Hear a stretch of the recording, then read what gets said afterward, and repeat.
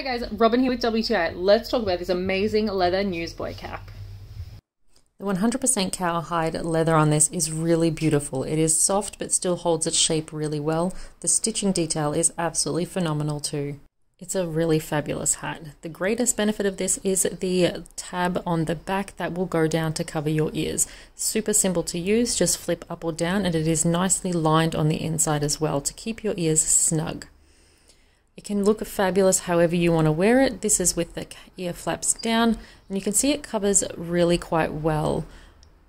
And it looks really good too. Great for winter. If you want to rock it the other way, you just pop it back up, and there you go, you have a regular newsboy hat.